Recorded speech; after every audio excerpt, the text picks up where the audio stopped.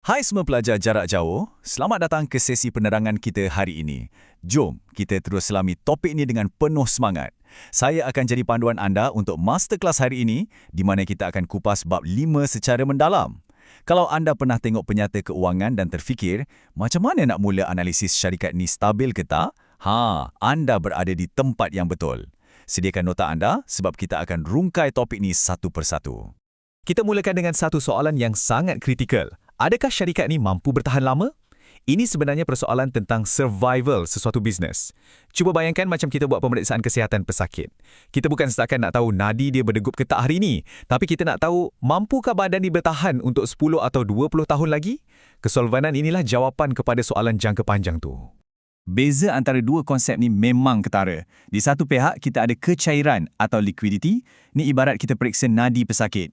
Ia ukur kemampuan jangka pendek. Boleh ke syarikat bayar bil bulan ni? Tapi di pihak satu lagi, kesolvenan adalah gambaran untuk jangka panjang. Ibaratnya kita periksa tahap kolesterol dan gaya hidup secara keseluruhan. Syarikat mungkin ada banyak cash hari ini, tapi kalau beban hutang jangka panjang dorang terlalu tinggi, kesihatan masa depan mereka sebenarnya dalam bahaya. Okey, supaya kita kekal fokus, ini agenda pantas kita hari ini. Pertama, asas kesolvenan. Kedua, 5 nisbah utama. Ketiga, kajian kes kita iaitu syarikat maju. Keempat, kebaikan dan risiko hutang. Dan kelima, panduan menulis analisis. Jom mulakan. Bahagian pertama, asas kesolvenan syarikat. Mari kita fahamkan dulu konsep dan definisinya sebelum kita mula kira-kira. Sedang cerita, kesolvensi ni merujuk kepada keupayaan sesebuah syarikat untuk penuhi semua tanggungan kewangan mereka, terutamanya tanggungan jangka panjang. Poin yang paling penting dekat sini, ia bukan sekadar tentang berapa banyak hutang yang syarikat tu ada, tapi apa yang lebih penting ialah kemampuan syarikat tu untuk berterusan menjana pendapatan dan aliran tunai supaya mereka betul-betul boleh bayar balik semua komitmen hutang tu nanti. Seterusnya, bahagian kedua, 5 nisbah kesolvenan utama. Ini adalah alat diagnostik penting yang anda akan gunakan. Untuk nilai tahap kesihatan pesakit kita, ada 5 alat yang digariskan dalam bab 5 ni. Kita ada nisbah hutang kepada equity, nisbah perlindungan faedah dan akhir sekali, nisbah hutang kepada aset nyata. Jangan risau kalau bunyi macam rumit sikit. Kita memang perlukan ke-5 ukuran ni sebab setiap satu bagi sudut pandang yang berbeza. Kalau guna satu je, kita tak akan dapat gambaran kesihatan yang lengkap. Okey, mari kita bedah formula utama yang pertama iaitu nisbah hutang. Secara matematik, rumusnya ialah jumlah liability dibahagikan dengan jumlah aset, lepas tu darab dengan 100. Logiknya, angka ni beritahu kita berapa peratus daripada keseluruhan aset syarikat tu yang sebenarnya dibiayai oleh pihak luar. Cuba bayangkan, ni mewakili keseluruhan kekayaan syarikat. Kalau 60% warnanya merah, yang mewakili liability, maknanya pembiayaan luar amat dominan. Semakin besar bahagian liability ni, semakin tinggilah risiko kewangan yang syarikat kena tanggung. Pemilik asal pula cuma biayai baki 40% tu je. Sebelum kita masuk lebih dalam, saya nak pastikan anda faham istilah ni, EBIT. Ia bermaksud Earnings Before Interest and Tax atau keuntungan sebelum faedah dan cukai. EBIT ni tunjukkan untung sebenar operasi bisnes sebelum kita tolak kos-kos pembiayaan bank. Kita wajib faham EBIT ni sebab ia komponen utama untuk alat diagnostik kita yang seterusnya. Masuk bahagian ketiga, kajian kes syarikat maju berhad. Okey, sarungkan kod makmal anda sekarang sebab kita nak buat pemeriksaan ke atas pesakit pertama kita hari ini. Cuba tengok betul-betul data mentah pesakit kita ni. Jumlah aset ada 1.5 juta ringgit, liability RM900,000, equity RM600,000, EBIT pada tahap RM240,000 dan belanja faedah sebanyak RM60,000. Di sinilah kepakaran anda diperlukan. Sekali imbas, rasanya pesakit ni sihat ke tak? Jom kita jalankan ujian. Keputusan ujian pertama dah keluar dan bacaannya adalah 60%. Macam yang kita bincang awal tadi, nisbah hutang pada tahap 60% ni menunjukkan syarikat amat bergantung pada hutang luar. Mereka beroperasi menggunakan sebahagian besar duit pihak ketiga. Boleh tahan berisiko juga ni. Terus kepada keputusan kedua, nisbah hutang kepada equity mencatatkan 1.5 kali.